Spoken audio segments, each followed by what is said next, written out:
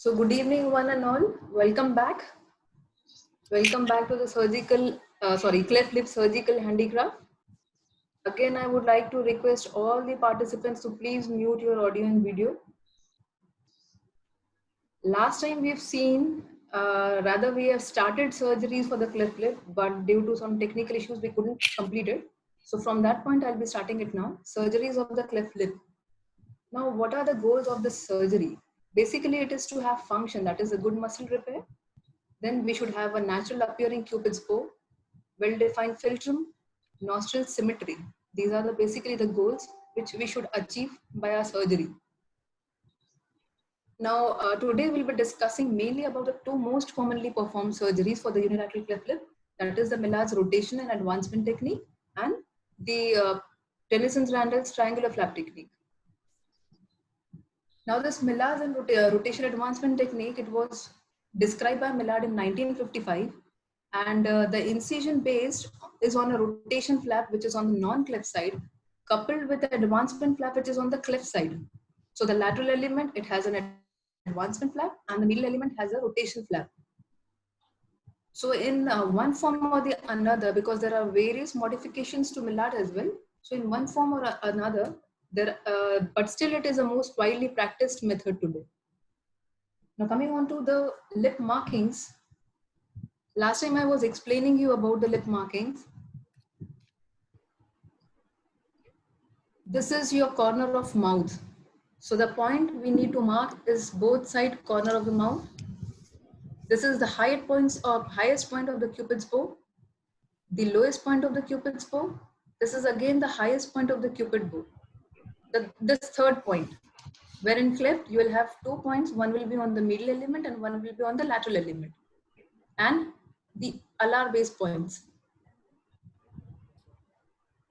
So what you need to do, basically, if we see the distance between the corner of mouth and your highest point of cupid's bow, bilaterally it should be same, but what you observe in cases of cleft is there is deficiency in the length on the cleft side.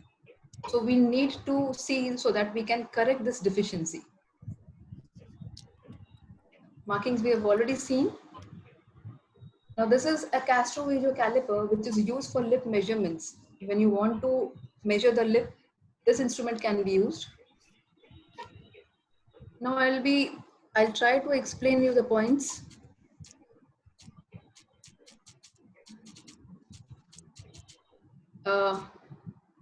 Can you please mute your audio? There's some disturbance. Yeah, thank you. As you can see here, there is lack of the cupid bow symmetry. The cupid bow symmetry is lacking here. And as you can see here, the length, there is a discrepancy in the length of the lip as well. On the non-cleft side and on the cleft side, when you measure or compare, you'll find that there is a discrepancy in the length of the lip.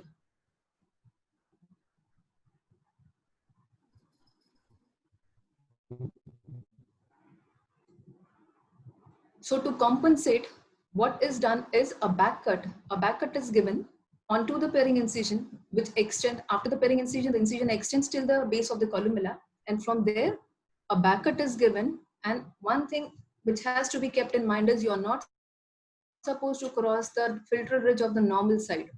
What will happen with this back cut is the lip will lengthen. So this is your medial flap having a back cut which gives you rotation. So on the medial element, you have rotation. On the lateral, you have advancement.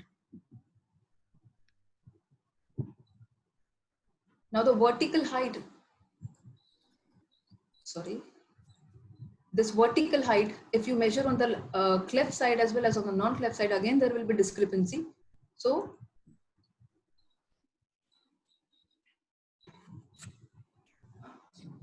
if you measure this, there is discrepancy in the height of the lip element. The lateral elements, they are again not equal. So determination of the amount of what is permissible for the lateral lip pairing, we have to see this. So this is a rotation which we have marked, and on the lateral side, after giving a pairing incision, you have to go and give it for an incision for an advancement flap. This is your advancement incision. Now I'll just go back to the previous slide.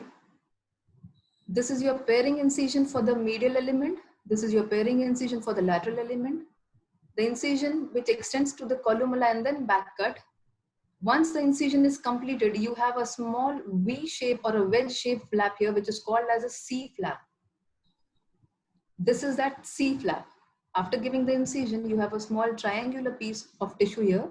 This is a C flap. The C flap, it is basically used to construct or to build the length of the columella and to construct the nostril seal. Nostril seal is nothing but the base of your nose or the floor of your nose. Some surgeons, they prefer performing primary rhinoplasty, which is also called as closed rhinoplasty or closed dissection during the primary lip repair itself. So basically in cleft cases, what you will see that the domes are separated, the median nasal septum, it is deviated.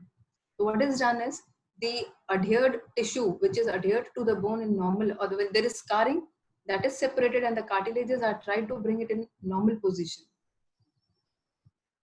Now, what are the advantages of this Millard's procedure?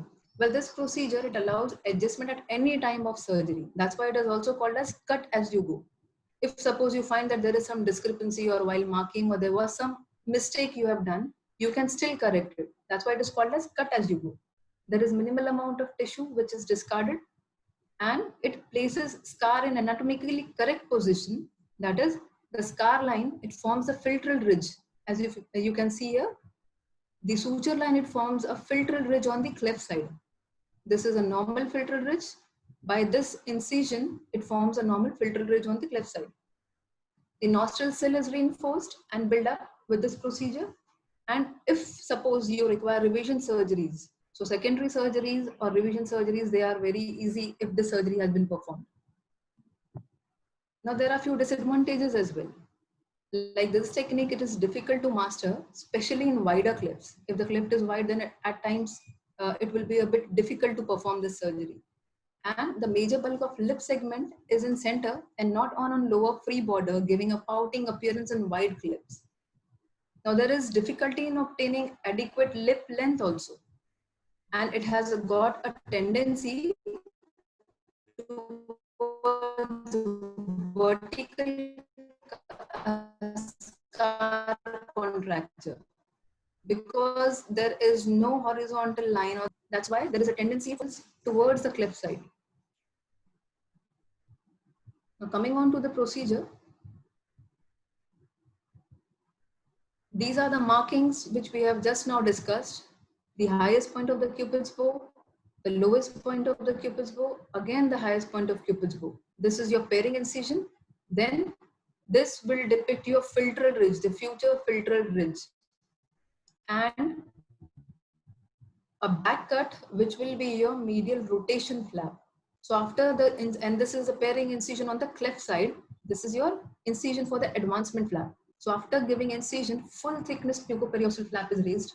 You go through the skin, muscle and mucosa and you give a vestibular incision. Especially in wider clefts, you need to go and dissect it till the infraorbital foramen. Like I was discussing, some surgeons, they prefer doing the nose also during the primary lip surgery. So what is done is, you can see this is a septum, the median nasal septum. In clefts, usually it is deviated. You can see here, this is deviated. The septum is here, it is deviated. So what is done is, during the lip surgery itself, the septum is straightened so that we can have a more symmetrical nose. The columella will be in the center. After mobilizing the flaps thoroughly, the flaps, the incisions which we have given, the flaps are approximated and the closure is done in layers like the mucosa, the muscle and the skin. For skin, you can also use non-resorbable as well as resorbable suture. That depends on the preference of a surgeon. Now after the lip surgery, what we achieve is facial and nostril symmetry. Nose is in the midline. You can also see there is columnar lengthening, long philtrum when compared to the cleft, if you compare to the before surgery picture, and then you have a beautiful cupid's bow and minimal scar should be there. Here are few representative cases which were done using the Millard's rotation advancement technique. This is a case of a complete cleft lip, alveolus and palate, a 6-month-old female child. This was repaired using the Millard's rotation and advancement flap technique. Look at the cupid's bow. Few more cases I'll show you. This is again a case of a complete cleft lip, alveolus and palate. Repair done using the Millard's rotation and advancement technique. This was a case of a partial cleft lip. In this, the patient was not having cleft palate. Again, the revision or the lip repair or the surgery for the lip was done using the Millard's rotation and advancement flap technique. This was an adult patient where the patient was having cleft lip. There was no cleft palate as such. Again, the repair was done using the Millard's rotation advancement technique. Few more cases, the pre-op and the post-op results. Now coming on to the Tennenson's Randall triangular flap technique. As we discussed yesterday, Tennenson's and Randall, they've given this triangular flap technique, which was later modified by Randall, and a triangle of a smaller dimension was introduced by him. So these are basically the same points which we have seen till now. Corner of the mouth, highest point of the cupid's bow, the lowest point of the cupid's bow, the lowest point of the cupid's bow, and again the highest point of the cupid's bow, the alar rim, columnar base.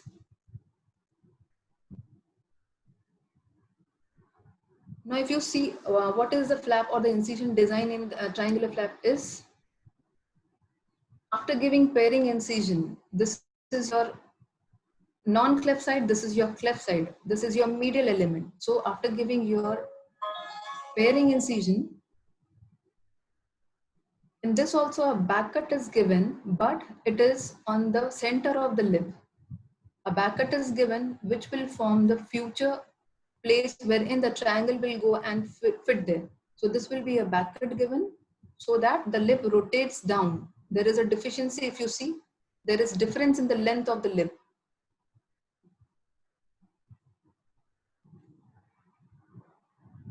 Here on the cleft side, after marking all the points like the corner of the mouth, measuring both the distances from the corner of mouth to the vermilion or to the highest point of cupid's bow. This is your highest point of cupid's bow. You give a small incision. This incision will be equal to the back cut which we have given here.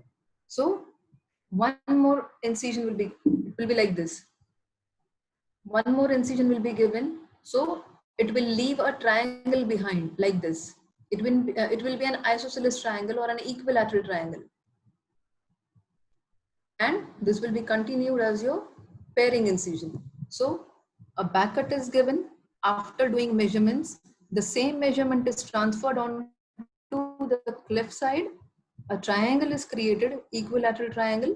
Pairing incision is completed. In a similar fashion, the full thickness flaps are raised, mucoperiosteal full thickness flaps. Vestibular incisions are given. Again, the dissection is carried out up to the infraorbital foramen. If you want to go, or if surgeon prefers doing primary rhinoplasty, that can also be done during the same sitting. So this is how the markings are done. You draw the filtrate ridge on the normal side, the highest point of cupid's bow, lowest point on cupid's bow, again the highest point on cupid's bow. This will be your back cut. The same measurement will be transferred onto the cleft side where you will form a triangle.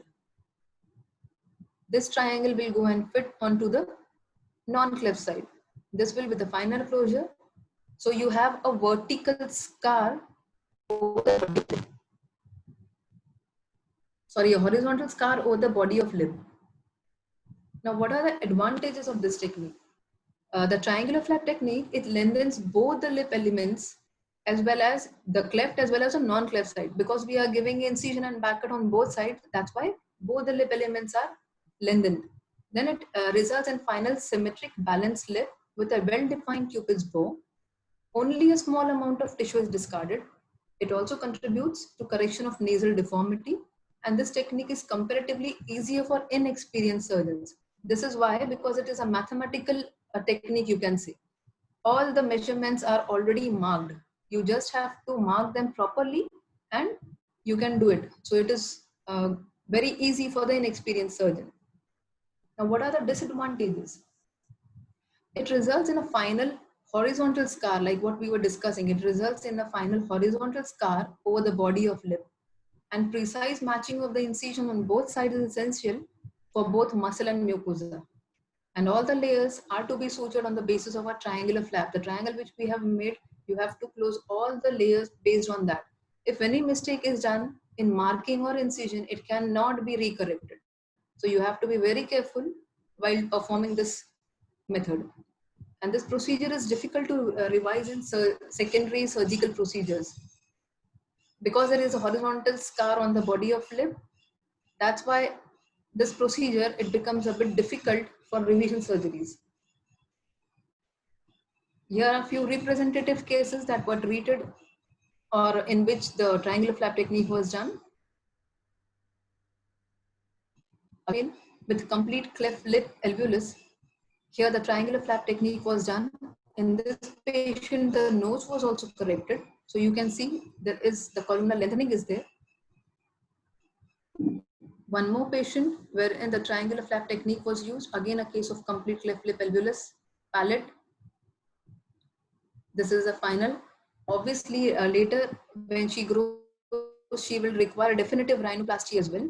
Few surgeons, they believe in preschool rhinoplasty also. Preschool rhinoplasty is basically the rhinoplasty performed at the age of 5-6 years. This is not a definitive rhinoplasty, but it is said that if you perform primary rhinoplasty, that is a rhinoplasty done during the cleft lip repair surgery, it does not stay like that for a longer time. So some surgeons, they believe in doing preschool rhinoplasty and then again a definitive rhinoplasty once the growth spurts are complete. Again, an adult patient here, the cleft lip was a partial cleft lip treated by triangular flap technique. An adult patient with complete cleft lip. She was not having cleft palate, but the cleft lip was complete, extending up till the nasal base. So again, it was treated by triangular flap technique. Here you can see very wide cleft lip. This patient was having a complete cleft lip, alveolus and palate as well. This patient was 48 years old. Again treated with triangular flap technique. Combo repair, we call this as combo repair because in the same sitting, you can do the lip repair as well as the cleft palate surgery, but depending on the overall status of the patient, the hemoglobin and other general features. So that has to be taken into consideration and the lip and palate can be done together. This is the same patient, pre-op, wide cleft lip. This is a post-op. Worms, you see the nose here and see the nose here. Now coming on to straight line, this is also one of the technique which is at times not usually done, but at times, yes, it is also helpful and mainly in cases of bilateral cases. So it is not a very commonly practiced technique for unilateral lip deformities as a scar contracture invariably results in notching of the lip. As in case of bilateral cleft lip deformity in prolabium segment has inadequate tissue and mobilization of advancement or rotation is not possible. That's why straight line is used. Generally, it is resorted to straight line repair and bilateral scar produced thereof are considered as philtral column. In bilateral, there is no normal philtral column. We have to create it. So it creates philtral column. The scars which will be there, it will create philtral column. This is just a diagrammatic representation of the incisions which will be taking the points marked. It is also called as view 3, straight line repair or view 3. Some people on bilateral lip also, Millards can also be performed depending on the situation or the cases. A case of complete cleft lip, alveolus and palate, repair done using a straight line repair. Here are few representative cases of bilateral cleft lip. See the prolabium. Prolabium is a soft tissue which is over the bone, that is your anterior bone, which is called as premaxilla. Normally, if you see while performing surgery, you have to keep it in mind that you keep it in a normal anatomic position as well as you try and keep it in normal measurements as well. So around 4 to 5 mm this is too big a tissue. So around 4 to 5 mm of filtrum should be there for children. So that has to be taken into consideration. So this is a case of a bilateral lip repair done by a straight line repair. Another case, here you can see the premaxilla, it is jutting out. The lip elements, the lateral lip elements, they are inside. The premaxilla and the prolabium, they are completely out of the arch. So especially in bilateral cases, NAM, we were discussing, we have just, I told you about the NAM procedures, mentioned about the NAM procedure, not discussed. So in the NAM procedures are very, very, very useful in cases of such kind of bilateral lip cases, cleft lip alveolus cases. So with the help of NAM and orthopedic appliances, the premaxilla can be brought backwards and then the lip repair can be done. Even in cases like in the initial days when NAM was not available, in those days where the premaxilla was too much far ahead, what the surgeons used to do was one side repair. Only one side of the cleft lip repair was done. The other side was done after maybe 4 or 5 months. Another case of a cleft lip. Here also the premaxilla, it is completely coming out. You can see here the prolabium, that is a soft tissue covering. This is premaxilla, the alveolar bone, anterior alveolar bone. This is after closure. One more case, an adult female. In this patient, you'll find that there was the premaxilla was absent. Only prolabium was there. That means the hard tissue component was missing from this anterior part. This is a repair which we achieved. Now coming to the midline cleft, we won't be going into much details about it, but just to show you that there are cleft which can be in the midline as well. This is a case of a partial midline cleft. Most of the time the midline clefts, they are associated with some syndromes or anomalies. So this repair, it was done using the Pinto Gullaria technique wherein two triangles are formed. This is basically a straight line wherein just to break the straight line contracture, two triangles are incorporated onto the body of the lip. Now coming on to the post-operative care, once the surgery is done, the post-operative monitoring is also very, very, very important. If the child is small, if the patient is small, then obviously ICU monitoring is required. IV fluids and antibiotics are given. Analgesics in the form of suppositories or intramuscular injections can be given. You have to check for fever. Then local wound care has to be taken into account. Usually what we practice is hand restraints like this. What is done is a splint is prepared and you tie it onto the elbow so that the child is not able to bend his or her hand and they cannot bring their hand near to their lip. This is just to avoid trauma to the lip. So this is called as hand restraint. Still most people, they are doing this. Some surgeons, they don't believe in doing this, but for patients, like the strata of patients what we are treating, they are coming from a low economic strata, or there are no one to take care of the child if they are working or they are alone. So in those situations, this is very useful. Plus oral hygiene maintenance, instructions are given if the patients are adult. Then instructions are given for breastfeeding as well, because after the lip repair, it becomes difficult for the child to suckle. That's why spoon feeding is encouraged. Apart from that, ointment after suture removal. This I have mentioned as question mark again because it is like some surgeons, they prefer that, some they do not. So depending on whatever whose preference is. Now coming on to future trends, there are sutureless cleft lip repair. Basically in this, it is not that there are no sutures used. It is only that the inner layers, that is the muscles and the mucosa, they are sutured, whereas the skin, tissue adhesive like Dermabond, they are used for the skin repair. And you have intrauterine endoscopic surgeries. Again, big question mark, because we have read only in articles, but as of now, I have never seen this. But for the sake of writing exams, you should know that. That's why I have included in the presentation. So this is a result of that sutureless surgery. Again, a case of complete cleft lip and alveolus. What is done is, after performing any kind of technique, whether it may be a Millard rotation advancement or a triangular flap technique, the muscle and the mucosa are closed in layers with the help of sutures, whereas on the skin, this derma bond is applied. So it appears like this. Coming on to difficult cases, like not every case, like all cases are not similar. You find something or the other different in every case. So you find some difficult cases as well in your cleft surgeries, like very cleft, wide cleft lips. Then you can have associated facial clefts as well. This is an oroocular cleft, some facial clefts along with palate or lip.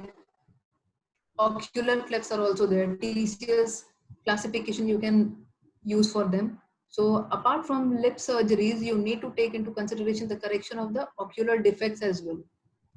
So these are the oroocular clefts. Then you have malposed anterior teeth. What happens is, if suppose there is malocclusion at times because of the cleft disruption in the continuity of the alveolar bone, the teeth, they are not in proper position. So there can be malposed anterior teeth which are projecting outwards. In those situations, it becomes a bit difficult to do lip repair. So these are again one of the difficulties which we can face. And as we have already discussed about the prolabium, the small protruded premaxilla, if treated with NAM, most of the time we don't face this problem. But if not, then obviously it is there. And once you do the lip repair, because of the muscle pressure, muscle pull, automatically the premaxilla goes inside. So this is a 7-day-old bilateral cleft lip cleft palate patient wherein nasoalveolar molding was done. Look at the premaxilla jutting out. The lateral elements, they are inside, whereas the premaxilla is coming out. So after NAM, and this is after the surgery. Then you have rotated premaxilla in bilateral cases. You sometimes have that the premaxilla is not completely in the center, but it is rotated. You'll find that the teeth, they are coming out. So in this situations also, it becomes a bit difficult to treat them. Initially, like I was telling you previously, the surgeons used to operate when NAM was not available and the cleft was too wide or the premaxilla was jutting out. In those cases, what was done was, in cases of rotated premaxilla, the wider side was repaired first, so that the rotated premaxilla, it would come in center, and then the lesser segment was operated 4 or 5 months later. This patient, what we have seen initially, you can have absent premaxilla. Now what if they are not treated on time? You can have something like this also. This patient, he came to us with this kind of position of his premaxilla. The premaxilla, it is jutting out as well as downward. The lower lip trapping is there. So for this patient, I don't have the pictures right now, but for this patient, we had to perform multiple surgeries. We did a maxillary osteotomy for him, superior repositioning, and then he had to undergo ortho treatment also for quite some time. Now coming on to secondary cleft lip surgeries. As we all know that the deformity can exist after primary repair of the cleft lip or lip and palate and constitute. So the deformities what can be there is lip deformity can be there, palatal fistula, nasal deformity. We'll be seeing only about the lip deformities. So the secondary lip surgeries are performed following initial or the primary repair of the cleft lip, which has usually been completed during the first year of life. The range of surgery encompassed in this category is quite wide and varied. Now, the degree of deformity related to several variables like the severity of original defect, method of repair and subsequent healing, inherent and familial pattern of patient's craniofacial growth, duration of the deformity, effectiveness of orthodontic treatment and re-repair. Now, vermillion deficiencies. The most common secondary deformity of the vermillion in unilateral cleft lip are, there will be deficiency of the Cupid's bow. You will find that there is deficiency of the Cupid's bow. Then there will be notching or deformity of the vermilion, mismatch of the vermilion margins, and there can be visceral deformities in cases of bilateral lip. This is basically there is discrepancy in the length of the lip in the bilateral cases, and because of that the upper and lower lip, they don't come in approximation, hence giving it an appearance as if whistling. That's why visceral deformity. Now, what are the techniques? The reconstructive procedure used in unilateral vermilion defect revision can also be applied for bilateral deformities like Z-plasties, VY advancement, transposition flaps, free grafts, and cross lip flaps. This is the correction of a visceral deformity, though it was not too severe. That's why only mucosal flap was raised and inverted V. You can see the marking here. And V incision was given, which was closed in a VY fashion, thereby lengthening the lip. In this, only submucosa was taken. Then reconstruction of philtrum and Cupid's bow. If there is malalignment and notching, only minor deformity is there, then in those cases, only skin excision and the vermilion advancement can be done for repair. If there are severe cases, then maybe rotation advancement technique can be done again. And in cases of bilateral, you have to go in for a base flap in some of the cases. This is an example of an Abe case. We have already seen this patient. In Abe's, the upper lip defect is reconstructed using your lower lip tissue. It is kept in position like this only for 21 days for the blood supply. And then after that, after 21 days, division, the flap division is done. Till then, the patient is asked not to open wide mouth. This is after the flap division. Though he requires multiple surgeries, this is one of the procedure which was done for him. Like we were discussing about lip revision. So here you can see that there is deformity. There is a deformity or a notch on the vermilion. There is scar on the body of lip. This patient wanted revision for that. As it was not too severe, only skin excision and vermilion advancement was done for the correction. Again, this patient, you can see there is scar over the body of lip, up-pulling of the vermilion. There is notching. You can see a gap here. Revision surgery done. This was again not too severe, but this was the repair was done using a straight line technique. Here you can see there is only vermilion deficiency and a scar was present. So only a superficial skin was excised and the vermilion was advanced to close that defect. Now coming on to this case, it was a bilateral cleft lip, operated bilateral cleft lip, cleft palate, wherein you can see the upper lip, it is adherent to the premaxilla. There was no vestibule. Maybe during the first surgery, it would have been because of the raw area there, it would have stuck to the premaxilla. So for this, and there was a visceral deformity as well. So for this patient, lip revision was done along with vestibuloplasty. A free mucosal graft from the buccal mucosa was taken for the vestibuloplasty.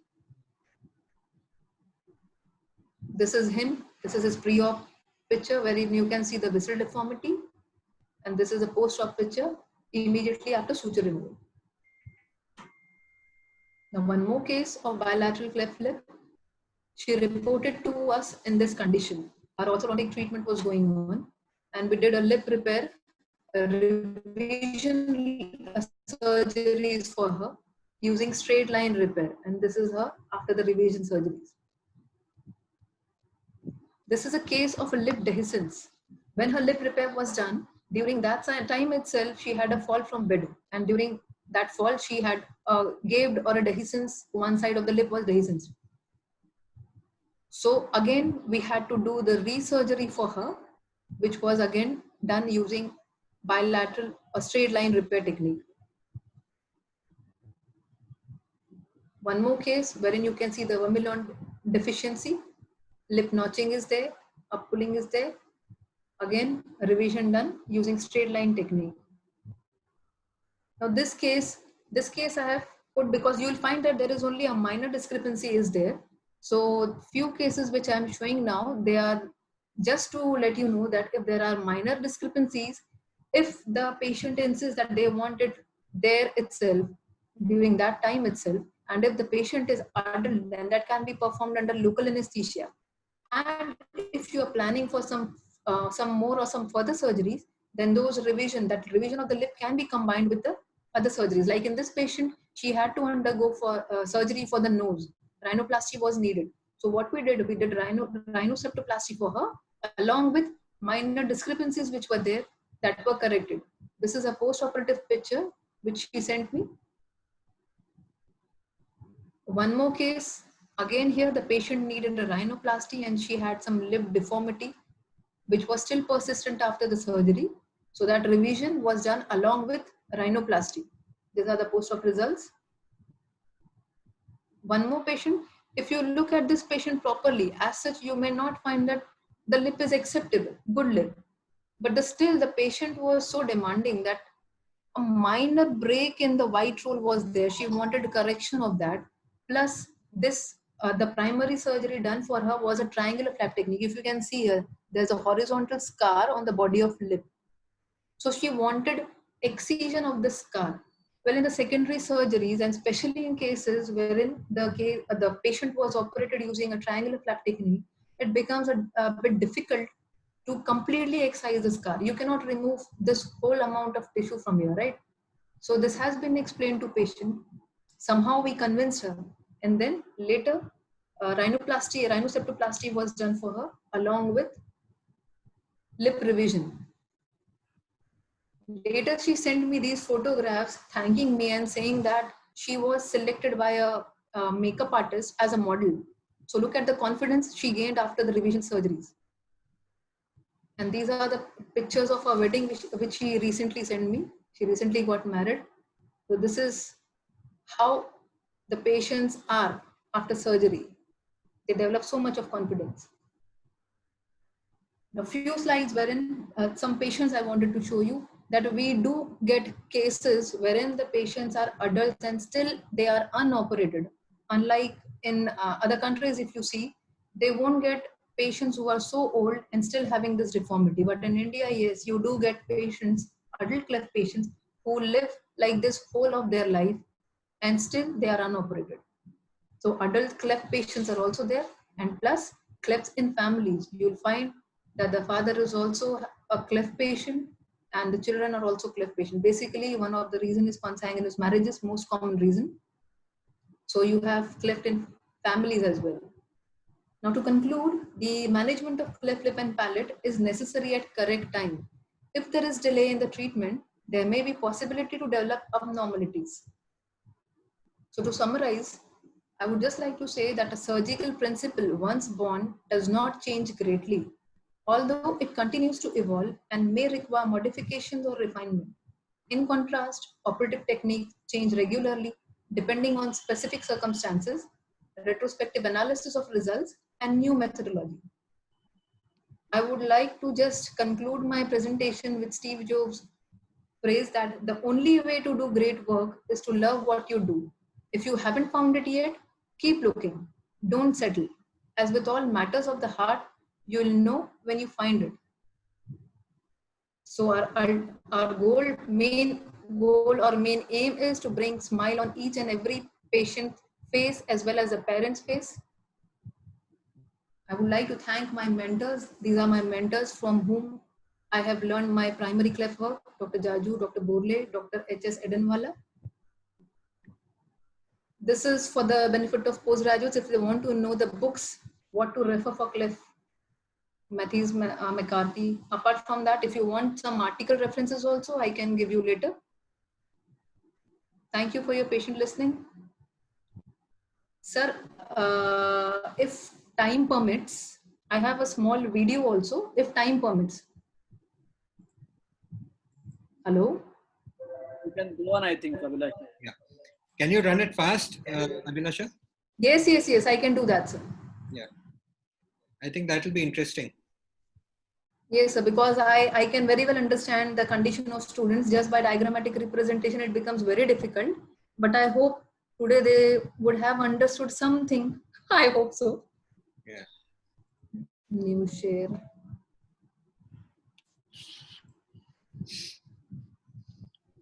In the meantime, I think Nishit had a few questions which he wanted to ask you. So, Yeah. Yes, Nishit. Abhilasha, there are a few questions from the participants. Right? Yeah. Is there any ground for selection of a particular technique? Are there any specific pointers where you will decide to go in for a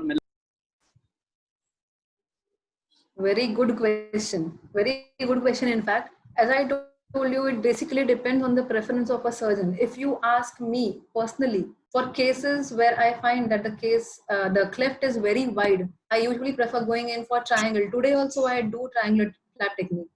You'll be surprised to know that, because most of the surgeons, in fact, I would say around 80%, Nishi, 80% of them are doing Millards. So still today, I do triangular flap technique as well. So my selection criteria is cases wherein the cleft is wide, I go for a triangle. And if it is like not so wide, then obviously I go for a Millard.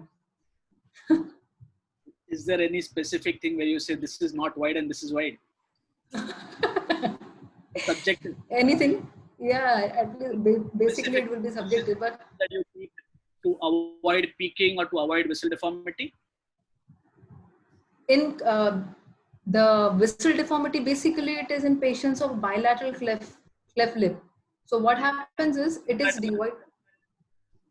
You can have a Hello? vermilion notch even in the unilaterals. So any Yeah. specific care that you would want to take to avoid a vermilion notch? Let us put it Yeah, as you well. have to. Yeah, you have to properly mobilize your tissues. When over the body of lip, you need to mobilize your muscles so that the muscles don't contract. And when on the vermilion, you need to mobilize or lateralize your vermilion. And you need to take very good bites over it so that the deformity can be prevented. can you start sharing? And then we'll ask a couple of questions. Yeah. Yes. Right, sir. Right. So just a second. Share screen. We have Rahul also from Indore. Rajesh Hi, Rahul. Jambure. Rajesh Jambure was there. Not many bigwigs. Ganda, Varsha, and so many students who joined. I think practitioners too. Can you see my screen now? Yes, sir. Yes, yes. But why isn't the video working?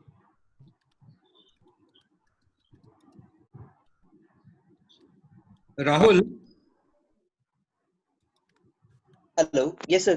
Good evening, sir. Hi, Rahul. That's an extreme makeover during lockdown, I think. No, this just happened 2 weeks back, sir. Okay. I just messaged it. We are not finding barbers and Rahul has managed to get a haircut. So, Nishit, while Abhilasha sets her video, Nishit and Rahul, there was a question as to there are other techniques for mandibular clefts. There are straight lines for mandibular clefts. Okay. Mandibular Majorly clefts straight are lines with very the- rare, and usually straight line repair is done for them, sir.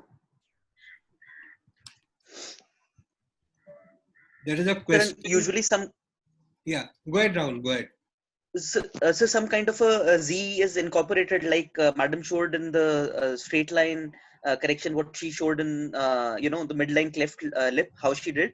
So Okay. usually some kind of a Z is incorporated so as to break the continuity of the straight line, which which reduces the scar formation or the expansion of the scar. So results are much better. Okay. Can you see my screen now? Yeah. Sorry to We'll interrupt go in to the between. Q&A session after this. Abhilasha, if you can quickly run the video, please. Yes, I'll do that. So this is basically a small video of partial cleft lip repair done by Millard's technique.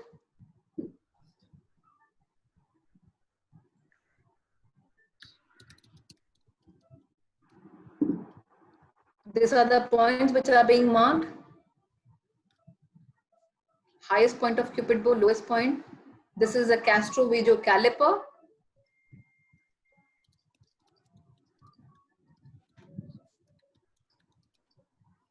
The filtral ridge is being marked on the cleft side. Pairing incision. These are the marking, the filtral ridge normal side.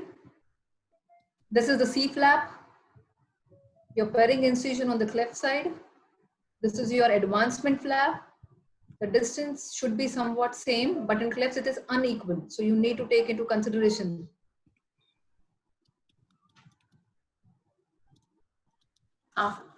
One more point you should take note of it here is that you are not supposed to inject local or saline adrenaline before marking. First you mark and then you inject. This is so as not to distort your markings. Full thickness mucoperiosteal flaps are raised. You need to give a incision which is full thickness incision. This is your C flap, the small triangular structure here you can see here. This is your C flap. The pairing incision on the lateral side, lateral lip element.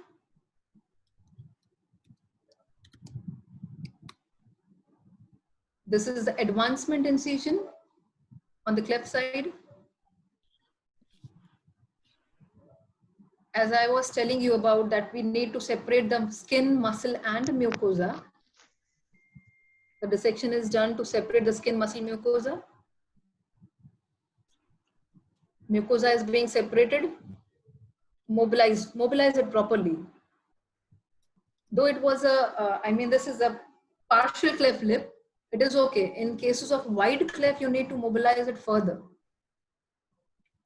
Then you need to close the muscle, mucosa, and skin separately.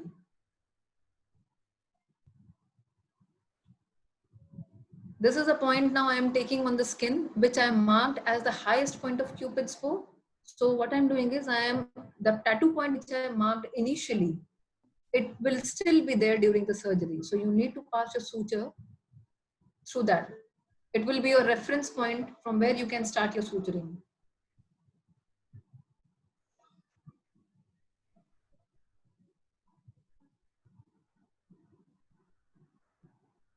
The C flap, it is utilized to lengthen the columella and to form the nostril sill. This is your C flap. The C flap is used to lengthen the columella, and some part will be used to form the nostril sill. Now the muscle stitches are being taken.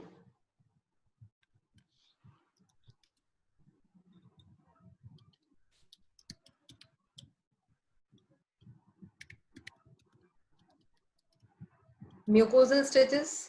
For mucosa, usually resorbable stitches are preferred, especially in children, because they won't allow you to remove it later.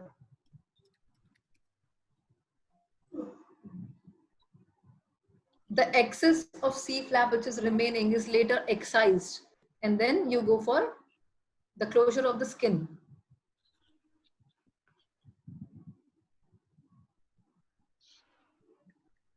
Now again, some bit of excess tissue will be there. You can see here, if you can appreciate, a small skin element is there over the vermilion.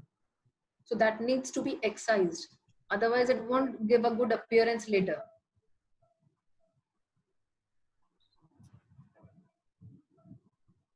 After excising the skin element from both the flaps, closure is done.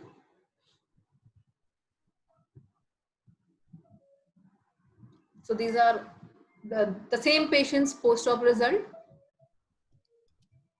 In few cases, done by Millard's repair. This case you have already seen in the presentation.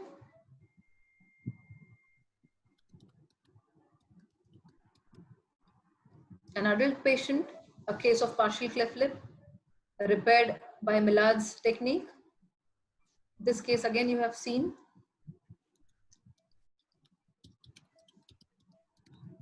One more adult patient with partial cleft lip, repaired by Millard's technique. So keep spreading smiles. Thank you. Thank you, Abhilasha. Abhilasha, there was a question which came in the chat box. Yes, sir. I don't know the name. Madam, how do you avoid vestibular collapse post-operatively? Vestibular collapse. Yeah, post-op. Usually. You mean to say in cases of cleft where there is no alveolus, Possibly that you is. don't need to do anything. Yeah, basically you don't need to do anything. And You the- just do the closure of your mucosa properly. It will take care of itself. I mean, as such, you don't do anything for the collapse thing. I mean, okay. And there was one question from Jignesh, is that what is the reason for cleft lip to have predilection on the left side? Is that so? yeah, most commonly the clefts which occur is most commonly on the left side, Okay. and cleft lip, alveolus palate are more commonly in male, and isolated cleft palate, they are more common in females. Yeah. Nishit, you want to say something? Yeah. Nishit is the moderator Abhilasha, of the session. Yeah, I forgot in the beginning. So thank you, Nishit. No, sir. Abhilasha, do you allow your babies to start breastfeeding immediately post surgery? No, we don't allow breastfeeding. We encourage them to do spoon feeding. Spoon that. I mean, with the help of spoon, you can. What if the baby is too cranky or the mother is cranky? Okay. Yeah, it can be, but luckily we have not faced anything like that. Our patients were quite good.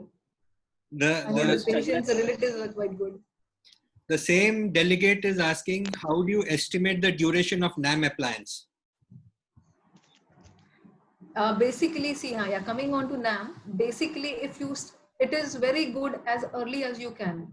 I mean, you can start the NAM procedure right from second day of birth. From second day of birth, it can be started. I have shown you a picture wherein the baby was only 7 days old. So basically, it depends on how fast or how early you start.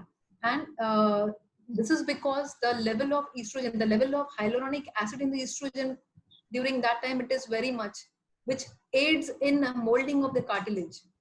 So that's why if you start early, then the results are, you get the results early. Basically, most of the time from 2 till 6 weeks we can do it, but people have tried doing after that also, though not very promising results, but yes, you do get, especially in cases of bilateral lips, bilateral cleft lip and palate, you do get the results in those cases as well. Until how much time you continue, whenever you are seeing the results, like in the cases of wherein the premaxillate is jutting out, if you see now that the premaxillate is coming in between the two lateral segments, you can stop it. Okay. And in unilateral cases, you need to stop your NAM treatment and molding the alveolus at a point wherein the alveolus are apart from each other at least 3 to 4 mm, so that the surgeon can pass the needle and give sutures there. That much distance should be there. That point of time, you should stop your NAM, alveolar molding. Okay. I hope I answered.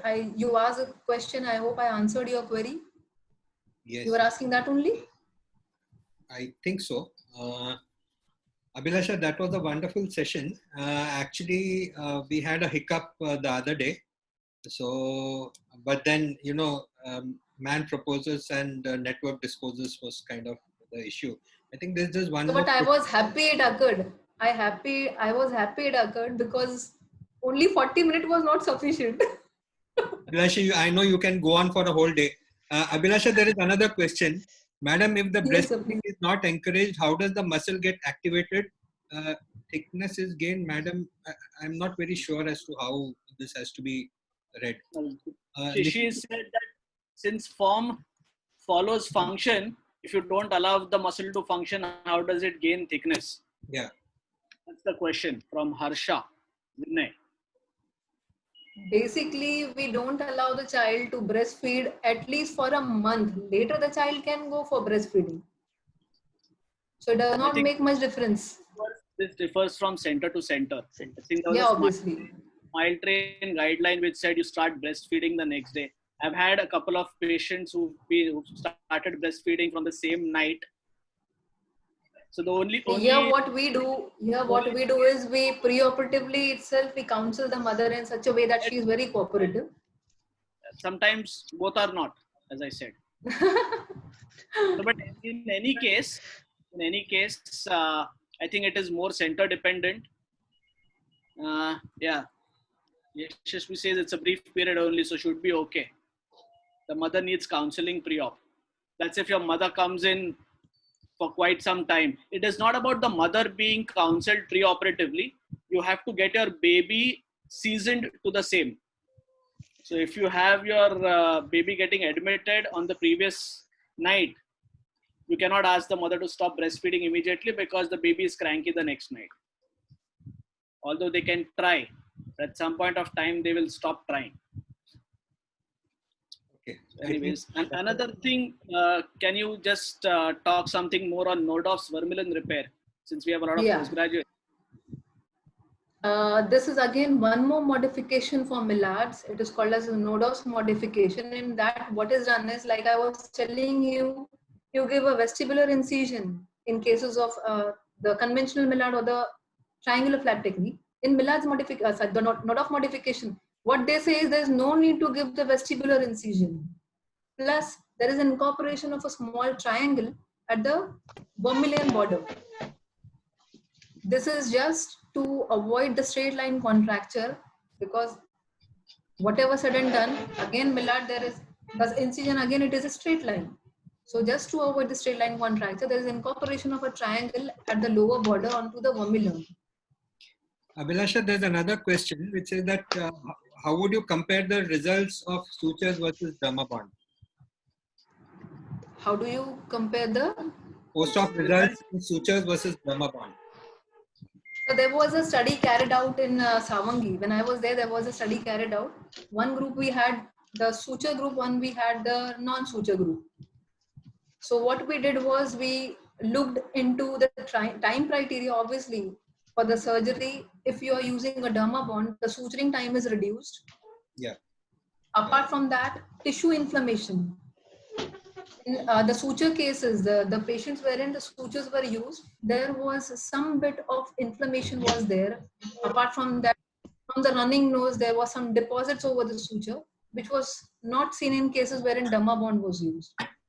So these were few criteria or parameters which we have checked. But as such, the results in both the cases were equal. You cannot say that the results were superior in cases of Dermabond. You can have or achieve equally good results as you can achieve with your sutureless suture. I mean, the Dermabond. Your questions don't seem to be ending. There's one question which is that what technique? The cleft is like that only. Too many questions. So that means the students, I mean, the people who are attending were very attentive. So the technique, Yes, sir. what technique was used for the cleft that involved the lower eyelid? That involved the Lower eyelid. What? lower eyelid. By Jui. Yeah. For the lower eyelid defect, what you can do is you can use a local flap. Either what you can do is you can give a V incision, mobilize the V, raise the V flap, and close it in a Y. So what will happen is the lower eyelid defect, it will be closed. Apart from that, what you can do is you can take a rotation flap from the local area. For that case, we have used the local flap, and in one patient we have done a V-Y repair. Okay. Prolabium for the lip. That is what Shruti is asking. Is that right, Shruti? Bilateral lip. Yes, sir. Do we use prolabium for the lip in bilateral cases? I mean, any part of prolabium? Yes, Use of course. Obviously. Prolabium itself, it will form your philtral dimple and the incision line, and when you suture it, that will form your future philtral ridges. So prolabium is the thing which we are using to form the median part of your lip element, your philtral dimple, philtral ridges. So obviously, yes, prolabium is used. Yeah. Prolabial skin is used, whereas the muscle goes below the prolabial skin. Yeah, as such, in most of the cases, it is devoid of muscle, or you can say very less muscle is there in bilateral cases. Okay, before we move on, if there's any discussion, I would like to inform the viewers that the next topic is on sinus lift by Dr. Akshay Daga tomorrow, right? So please do join in same time, right? The link would be shared very soon. And there is, now before I speak, there's another question. I think, Right. yeah. How do we identify sterile tissue mucosa? Sterile. Sterile tissue mucosa. What do you mean by sterile tissue mucosa exactly? Yeah. We're not dealing with any infection. Before we move on, I have a task to do actually. We'll keep the discussion if there is one. I would like to share the screen myself. So you can, Nishit, you can carry on. Yeah. No, we are just thinking about what the sterile mucosa is. Yeah. Yeah, that's what Change from sterile 45 mucosa. 90 degrees. What are the results in both the backcut designs? Abhilasha, there's a question from Jignesh. What? Backcut was changed from 45 to 90 degrees. Backcut? What are the results in both the backcut designs? You are asking backcut in triangular flap or Millard flap? That's not mentioned. I mean, okay, still I'll tell you. In Millards, when you give the backcut, once you mark your Millards. filtral ridge, For the Millards. pardon? It's for the Once you Millards. mark your filtral ridge, you go up to the columella and from there you give a 45-degree angulation. That should be parallel to the opposite side of your filtral ridge, and you're not supposed to cross the opposite or the normal filtral ridge. Hope that's what you are asking, Jignesh. There's one question by Harsha Vinay. Madam, I have a doubt. Some people osteotomize premaxilla completely, then how blood supply will be retained in bilateral case? Exactly. I've shown you one case wherein the premaxilla was absent. In that patient, the premaxilla was chopped off. She went for some treatment and it was protruding. Like I showed you some other cases wherein the premaxilla was protruding. So the premaxilla was protruding in that case. She went for treatment and the premaxilla was chopped off. And no further treatment. She denied further treatment. She came back like that only. So only prolabium, that is the soft tissue component, was remaining. The premaxilla was missing. Yeah, just 1 minute now. Abhilasha, this is something that we are honored to give you. Thank you so much, sir. The certificate to you and of course to the moderator Nishit. Thank you so much, sir. We will be sending it across to you by virtually, of course. So, okay, so we'll start having a session again. If there is any question. Yeah, there are a couple of questions again. Yeah. So about that sterile mucosa, she's mentioned from Peter about The both. mucosa lining the borders of the cleft are different from the normal mucosa. Vo has called this sterile mucosa, given in Peter Watt booth. I mean, it's the redundant tissue. I think it's the redundant tissue that she's talking about. You know, the part which we sometimes discard at the end of the procedure. Yeah. If you have seen the video, the vermilion part, the excess redundant skin which are excised later, that is the skin which is going, what you are talking about, the sterile mucosa, that is the same tissue which we discard later. Anything you want to add, Nishit? No, not for the sterile. Another question is how to provide lip fullness in case of deficient upper lip, especially in adults. How do you provide lip fullness? Lip fullness in case of You deficient just deficient upper lip means the patient is having cleft lip, cleft case, right? cases. You just what you have to do is you have to just approximate the muscles, the orientation of the orbicularis muscle. You need to approximate them properly. If you do that, the lip fullness will be automatically there after the repair.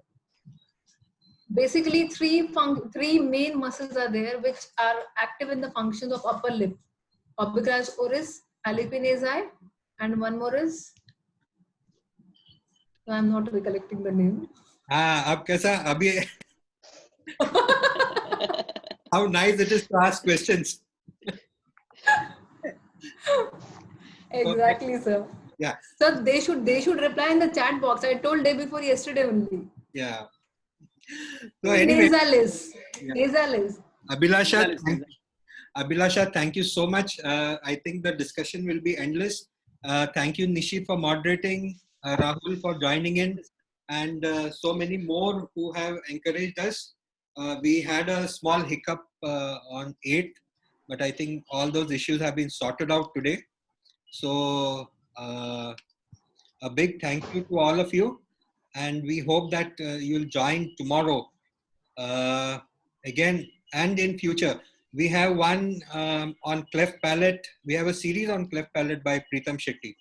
So that will be coming soon, right? So please do pardon us. This is a kind of a personal account that I'm using for this particular thing. I appreciate the fact that everybody joined us. Abhilasha for the pains that she took for this event. Nishit for filling in the last time. And of course Rahul तूने बाल कहाँ से कटा यार? Sir, I am very happy. I messaged him personally a few days Sir, back. this was I am very post-lockdown, happy to see you actually. like this. And sir, I would like to say something. Yeah. Post lockdown बीवी दिन भर देखती होगी ना, काट दिया उसने. नहीं pre lockdown sir, this is- conference के बाद हटवा लिए थे. मैंने बोला था काटने के लिए उसको, मुझे दिखना मत नेक्स्ट टाइम ऐसे. अच्छा, तुमको सब डरते Sir, हैं। anyways. अच्छा, sir, I had apart- one small question. I had one small Yeah, question yeah, for Abhilasha ma'am, if sir permits. Yeah, please, Rahul. Yes, sir. If you permit. Do you routinely use the classical Millard's technique with the Euler backcut, or do you use the modified? Modified. I don't Because in take your my video also you LR. showed. Exactly. No, because I don't in your use. video you showed the marking under the ELA. That That's was why. just for the students. That was just Yeah, for the because- students. No, that's why I just wanted the to conventional Millard. But if you Sure. have seen my incision, I don't do that. Oh, yeah, sure. It's not used so commonly, I believe now. Right. So we got It gives a very a fine line of scar is there just on the nostril sill. If you extend it too much. Abhilasha sir So saying something. before you can end the meeting, I just wanted to say this is a very nice initiative which you have taken, especially for the postgraduate student. Like I would like just to inform you all. Sir approached me and he told me this is for postgraduate students. So they are exam going because of lockdown. They are not able to go to colleges, or they are not able to get the study material. That's why I think the consultant who must have joined on the first day, they might be feeling it. What kind of presentation is this? Very theoretical and basic. But that was sir instructed for the benefit of postgraduate students. So you should all be thankful to him. He has taken this initiative. Thank you very much, sir, for giving me this opportunity. Thank you. Thank you, sir. Thank you very much, sir. No, Thank you, sir. handshake. Thank you. Thank you. Namaste. Even worse. Namaste, namaste. Sir आप कुछ बोल रहे थे? मैं नहीं, मैंने thank you बोला. Nishit was saying कि sir wanted to say something. Thank you. That is what sir was trying to end it. You were not letting him end it. I wanted to thank him. That's why I wanted to thank him. No, that's perfectly okay. I'm sure everyone who listens. Yesh is also there. Thank you, Yesh, for joining. I can see Yesh name. Yesh was there. So thank you so much. Monica ma'am, thank you, ma'am. Yeah. And it was a great time, and hope that we have an excellent session like this tomorrow too, and in the days to come. So please do. Sure, sir. Sure. Yeah. We'll keep you log into the Facebook page, Central India Academy of Oral and Maxillofacial Surgery. You'll get a lot of details there. Right. So thank you so much. God bless you all. Thank you, sir. Thank you, sir. Thank you, sir. Thank you so much, sir. Bye. Bye bye.